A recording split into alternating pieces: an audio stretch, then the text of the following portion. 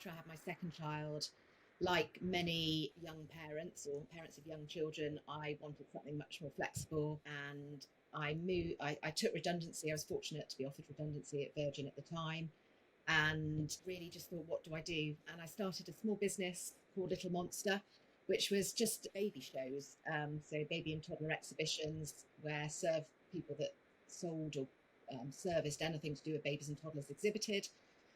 And I ran that for 5 years before meeting Gaby and talking about Turtle Tots. And at the time, it was actually someone I was looking at possibly franchising Little Monster, going down that route. But actually, then someone approached me to buy the business. So not for millions or anything like that, not even for hundreds of thousands, sadly. But it was, it was lovely to have launched something, grown it, and actually sold it. Hi, welcome to another episode of the Drive Phase podcast from Coordinate Sport. This is your show about sports founders, leaders and experts and the stories behind their business journeys. My guests on the show today are Gaby Lixton and Caroline Sparks. Gaby and Caroline are the co-founders of Turtle Tots, the baby swimming franchise that now has more than 50 franchises across the UK and Ireland. With more than 12 years experience together, we had a great chat about how they came together, how they work together and what their plans are for the future. Already multiple award-winning franchise, but they have big plans for the future. They've been listed in the top 100 elite franchises for the last 6 years consecutively, so obviously doing great things. If you're into franchising or looking at potentially franchising, it's a great listen, kind of hear the ups and downs and also those big plans for the future. So yeah, really enjoyed chatting to the founders there, and yeah, hopefully you enjoyed it too. Okay, I'm really excited to welcome Gaby Lixton and Caroline Sparks, co-founders of Turtle Tots, the multi-award-winning swimming franchise. Welcome to the show, guys. Thank you. Thanks, Dave. No, it's great. And what we like to always do when we start off with the pod is just to give our listeners a little bit of background on yourselves rather than jumping straight into the story, which we want to get to. Really interested in that founding story of the brand and the franchise.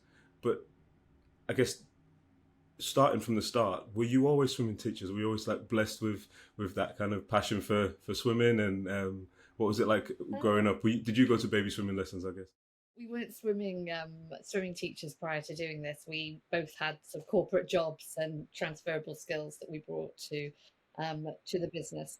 So, but yes, I mean, I think that generally both of us, grew up in with very active lifestyles, and swimming was certainly a major part of my weekend with the family.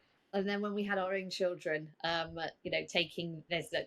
hugely more baby swimming and toddler swimming lessons generally now than there was when we were growing up. So this was born out of our having our own children and seeing a need for baby swimming lessons in our area and in this country. And whereabouts did you, I guess, both grow up, and with that together, lifelong friends, or was it kind of you came together when you had children? Well, I grew up in Bristol, and Gaby was Cardiff. Not too far away. Not too far away. And we have children of a similar age, and we have lots of mutual friends, really. That was the kind of the way we were introduced initially, which was about a year before we launched Turtle Tots. Because I think Gaby had just started Turtle Tots in Bristol, and I was running a baby and toddler events business. And all our mutual friends were kind of saying, you two ought to chat to each other because there's lots of things in common and possibly ways you could work together. So we've known each other probably about 13-14 years. And we always kind of think about when we speak to our guests about kind of entrepreneurship, and were you always entrepreneurs? And you mentioned there that you had kind of corporate life beforehand. We'll get into that founding story, but prior to that, what was your careers before going into business for yourself? Sure. So I did business at university in Manchester, and then joined M&S on their graduate training scheme.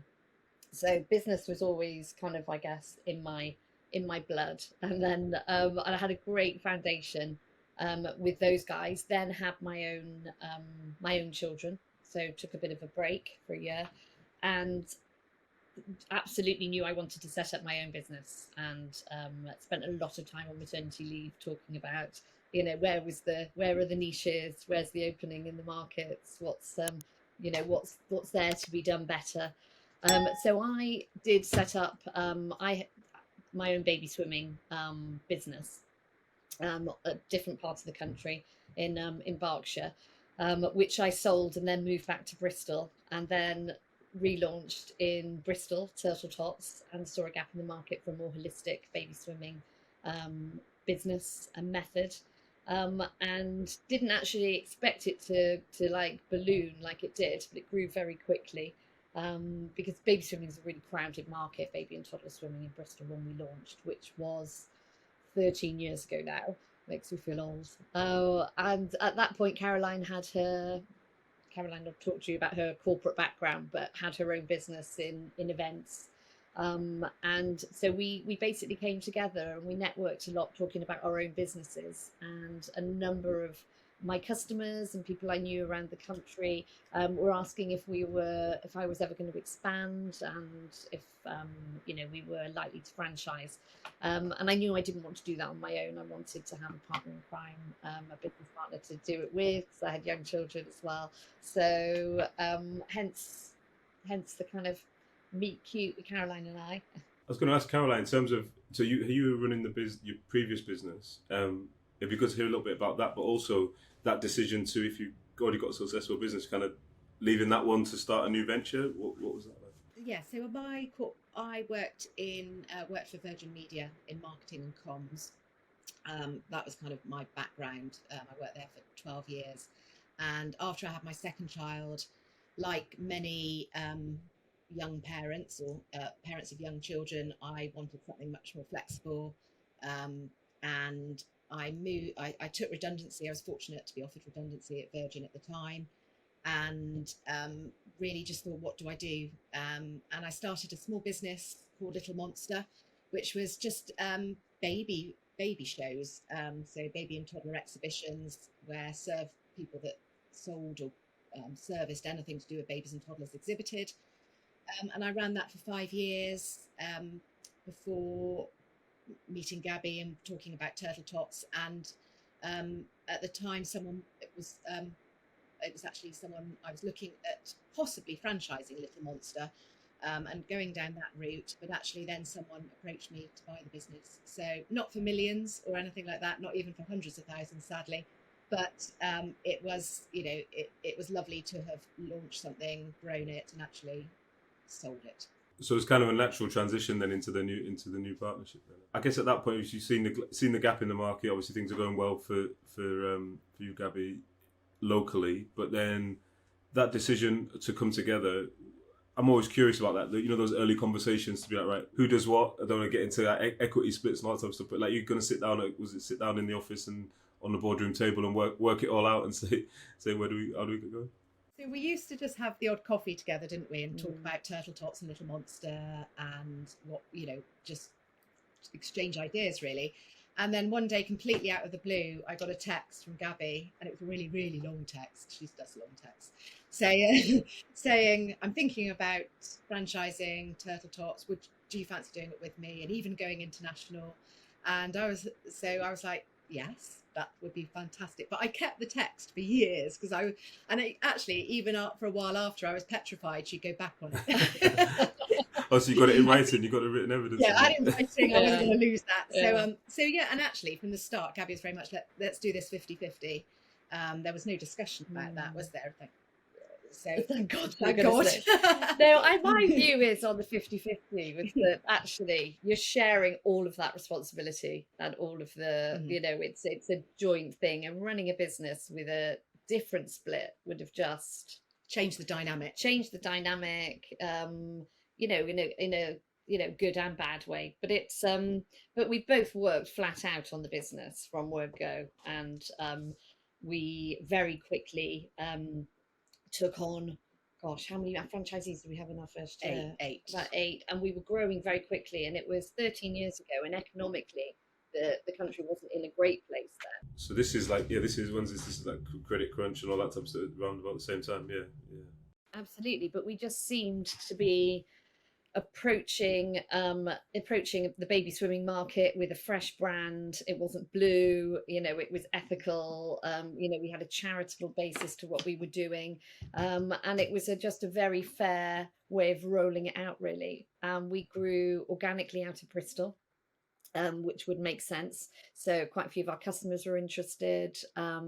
We also we did quite a bit on social media very early on, which was dissimilar to quite a few of our other sort of companies out there, or franchising generally. So we launched in Scotland very early days. One of our customers knew somebody in Berkshire, so we launched there, and it just grew organically out of where we launched. So Scotland's massive for us. And we're now on 50 franchisees. Our biggest business is in Ireland, which is obviously our first international business. And the guy that owns the franchise in Ireland is the brother of our Edinburgh franchisee. So it's been quite a word of mouth, organic growth, really. I guess on those early days, was it kind of all hands in, or did you kind of have division and responsibility? Was it kind of like, oh, I'm going to cover this, you'll cover that? Is that pretty clear? Because that's probably something that, although being a CEO, it's kind of lonely founder. But if you're by yourself, if there's two of you, it helps. But I guess there's some kind of maybe conflicts or some areas where you cross over.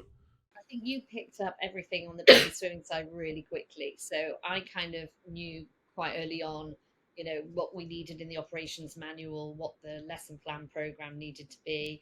And we needed a new website, which I think you ran with, and we did the first few interviews with franchisees together, and then Caroline then ran with those. And it kind of evolved, and obviously Caroline's big expertise from transferable skills from the corporate world was marketing. So you were a big driving force in marketing the concepts and getting that out there. And then on the other side of things, or sort of I hate saying it, but the wet side of things, obviously I had that background. I was the STA tutor. So I very quickly, I was doing initially we were doing all the business training ourselves and all of the water teacher training ourselves, because many of our franchisees aren't swimming teachers either before joining us. They're from business backgrounds. We did have a few meetings early days with, right, these are your roles and these are splitting. You're kind of getting the job descriptions down, was it? Yeah, but we haven't really done that very much since. It just kind of rolls along, didn't it? Yeah, and I think there's always there was a kind of conflict sometimes between thinking initially, as Gaby said, we did almost everything together, and then we actually thought, this is just making work for ourselves, really. We need to divide and conquer. But it's just keeping, I think we speak most days. It's just keeping each other informed all the time of what we're doing. But I'm not a swimming teacher at all. So, Gaby has all the aquatic experience, but so it was down to me just to pick up that side of the knowledge. But because we grew very quickly, and because we're, because of what we know from being in the corporate world, we were very aware that in order to carry on growing, we needed to build the team. Yeah.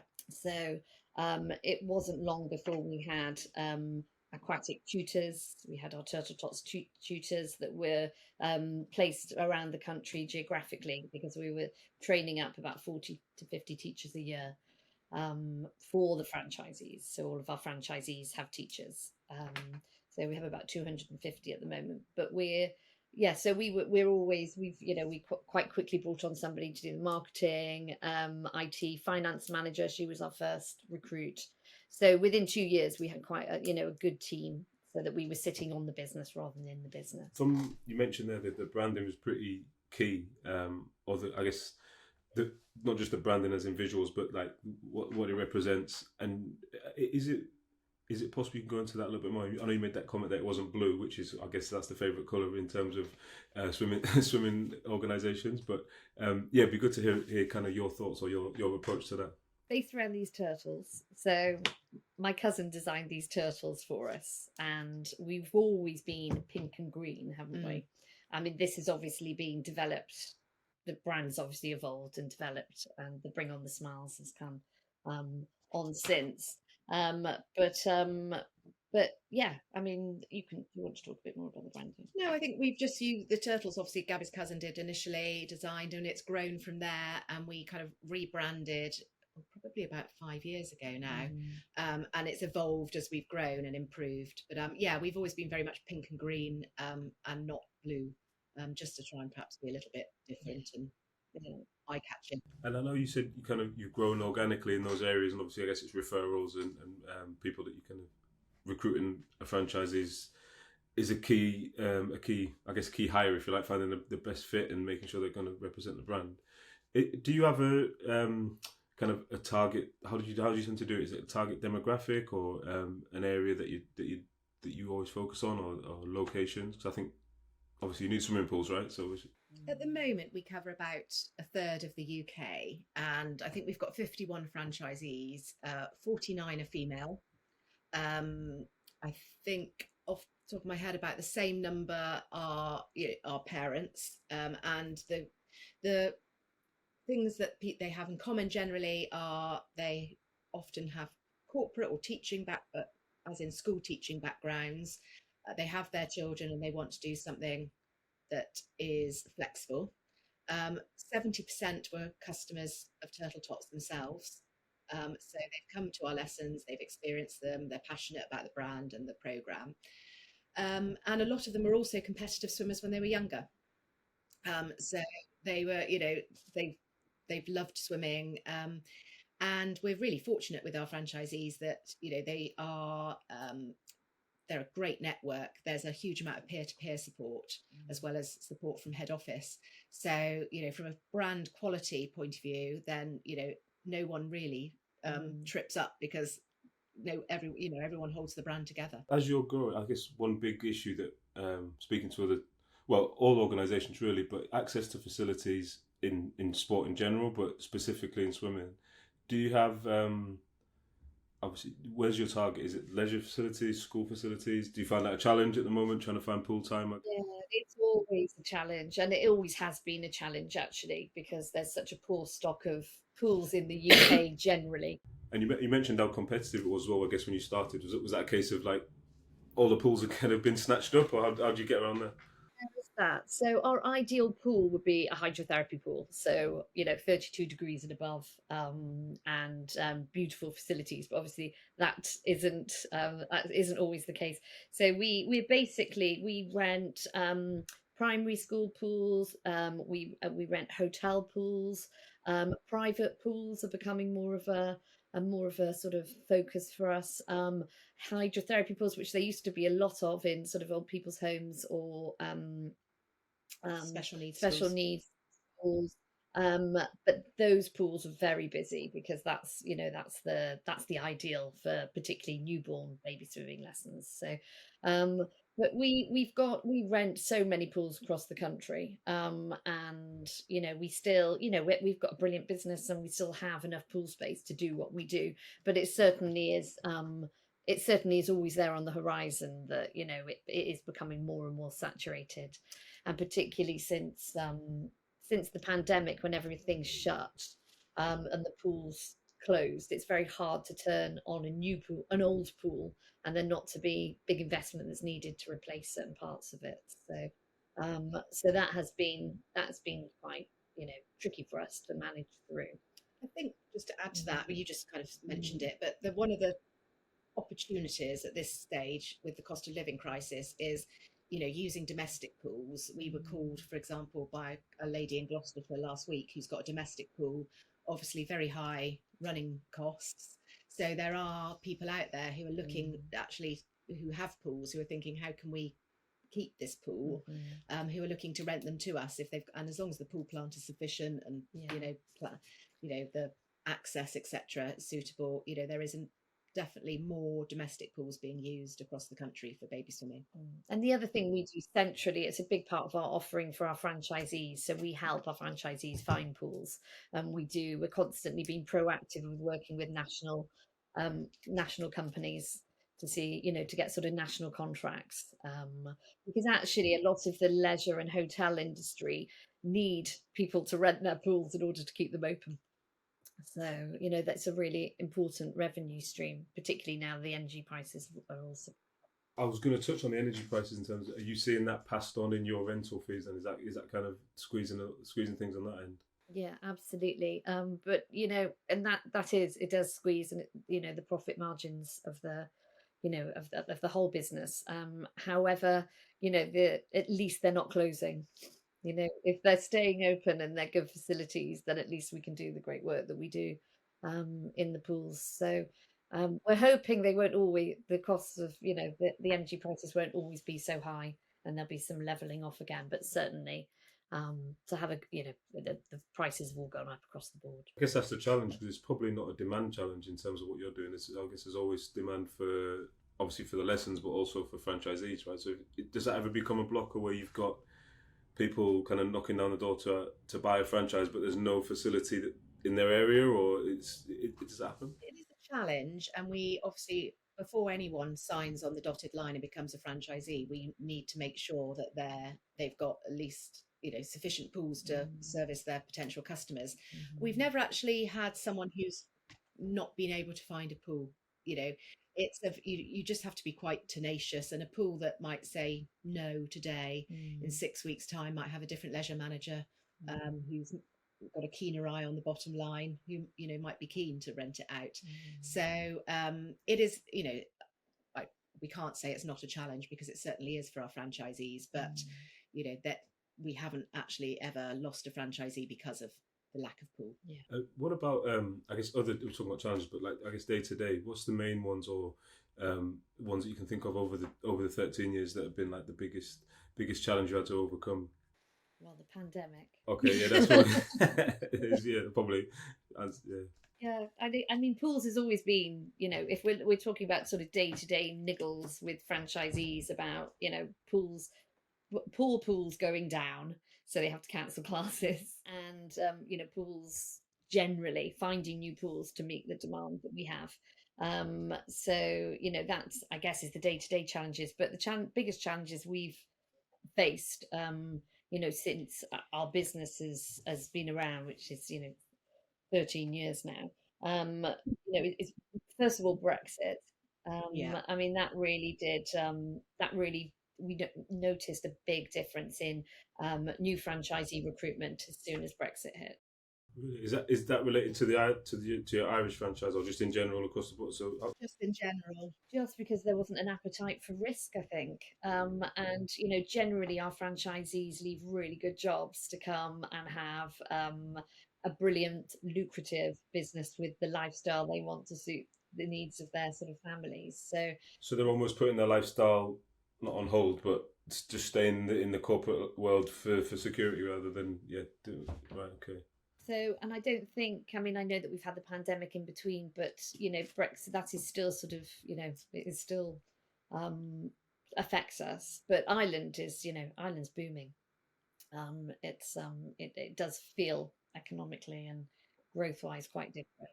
I mean, with the pandemic, obviously it must have been a huge, like it was for everyone, a huge challenge on the strain on the business. What was that like? And I guess what positives could you take from it coming out of the pandemic, in terms of, did you make any major changes, business positive things like that might have been? I think the positives that came out of it, I mean, it was horrendous at the time, because, you know, we just had to switch the business off, and as did all our franchisees, and we aren't a business that could pivot and do online classes very easily. So we scaled down our workforce, and it forced us to perhaps make some decisions which we probably should have made anyway, but it forced us to do. So scaled back our workforce, so we're now much more efficient. And also we had some lovely big offices, but actually, you know, they were one of the first things to go when there was a break clause in the lease, and we're now back in our first ever office, which is more, if you look around now, it's more like a storeroom. But actually, we all work in a hybrid way. The aquatics team are in on one day a week, the finance another day. So I think those were the two things really: scaling back the workforce and being more efficient with how we run, and the offices. And actually, the whole ability, I mean, it was, as Caroline said, it was horrendous when we were going through it. And, you know, I think we all had moments where we thought, oh my God, are we even going to have a business at the end of this with all the shutting and opening? But we did manage to keep, you know, majority of our franchisees. And you know, and the wonderful thing was, and it was so well deserved, I think, all round, in that the demand for swimming was so high when we got back to business. You know, it was wonderful. You know, we did what we did in our best year in 6 months when we first got back. So that demand was there. So it was all So that was good. And it took a good 6 months after the unlocking for the pools to reopen, all of our pools to reopen, because we rent pools in hospitals, etc. So so that was a bit of a staged approach. But the biggest thing I think for us from a cost point of view as well is that we're not motoring around the country meeting people in person as much. People are much more up for working on teams, and it is now custom and practice to do that, whereas it wasn't before. So Yeah, I was going to touch on that in terms of obviously the remote office and that kind of hybrid structure sounds well thought out, right? Everyone's kind of coming in and out on the days, and then I guess do you all come together at certain periods of time? And yeah, that previously, are we saying you just be up and down getting the mileage and seeing everyone? Well, if there was suddenly an issue, we would be in the car up there to go and help somebody out. Whereas now, there's a lot of that you can do online, and we can have much more structured communication. And we do regular road trips. Don't get me wrong, because nothing replaces meeting in person, but it certainly cuts a lot of the travel budget. Yeah, I think it's just more normal now, isn't it? Just to jump on a Teams call, and rather than it being the exception. Mm-hmm. So, and we have, just going back to your question, so with our staff, we have like a monthly meeting just so make sure everyone's aware of what everyone else is doing. Mm-hmm. And then an annual, actually, that's on our job. That's our next job today. We have an annual conference for our franchisees, like probably most other franchisors do. Mm-hmm. So that gets everyone together as well. That's next month. What's the future now? You obviously got the Ireland franchise that's booming. So is that the focus to kind of expand into Ireland, or are you looking at other territories globally? And what's the next 3 to 5 years look like for Turtle Tots? Yeah, we're spending this year just consolidating, the UK, and ensuring that it can. We're having, it's still booming. The business is, it's really healthy, and just making sure we've got the structure in place here, and just giving ourselves another 6 months just to recover really from the pandemic and fully. And then, we've got massive ambitions to internationalize, and we're trademarked across the globe, really, aren't we? So, and that's always been our plan, from day one, where we met for our coffee and and said, let's go into business together. This is a great business. Let's franchise it. We only wanted to prove the model in the UK, spend a couple of years doing that, and then get out there to the rest of the world, because the rest of the world it's not as I guess it's not as popular, baby swimming, and it's such an amazing thing to swim babies from birth rather than wait until they're school age. So do you think in the UK we're kind of, would you say, saturated at the moment, or the market is kind of obviously more mature than the others globally? But more mature. There are so many players, and I think everybody has their own followers. It's busy, I would say. I think that's it's we have to work really, really hard for every customer, and that's fine. But it would be very exciting to go to a virgin market where it's pioneering. And has loads of pools, Yes. What about, so with that being so busy, what's the biggest differentiator, I guess, on both sides, so to recruit franchisees as well as recruiting parents and not babies but the parents into to book with you? Have you got what would you say, or what are the processes you use to differentiate against all those other fragmented competition? Yeah, when we first launched, we had really clear USPs, and that wasn't just our brand looking different. We were very child led and holistic, in comparison to a lot of other companies that were out there, and we also, one of our USPs used to be the fact that it was almost like it was a fitness class for the parents. So, every movement the parent makes in the water, almost using baby as a weight, is giving them a really good workout, which it does naturally, but we marketed that as a point of difference. And that was effective. And now we have lots of different angles. We have catch-up classes, which is something that differentiates us again. So not many baby and toddler classes broadly across the industry offer you a catch up if you can't make one, and we give The other USP used to be the fact that we've got a charitable donation, so all of our franchisees give a certain amount to charity, which we felt was quite meaningful for our customer base. But we believe now we're chosen because of our reputation for being brilliant at what we do and having amazing teachers and an amazing program, and also our price points. So we've always been really passionate about our sort of contract with our franchisee, not not obviously being so toppy that we take so much of their margin that they can't keep their prices at a level which is palatable for the customers. So we feel that we do quite a lot of work to keep that price quite, even with the pool prices going up, where we know that there's a level that our customers like.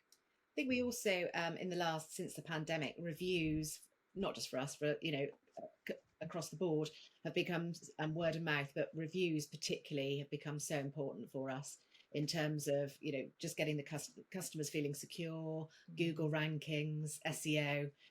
So we've done a lot of work on that to attract customers over the last couple of years. Yeah, and I guess if you've got those, whatever it is, whether it's Google, like you said, Google reviews or FIFA or any of those things where you're ranked highly, that I guess that makes the franchise proposition even more. So if you've got that nationally, that recognition helps them get started. Over your time growing this business, like founding, growing this business, and then previously in your other previous careers in corporate life, have you kind of developed any business philosophies or leadership strategies that you kind of stick to?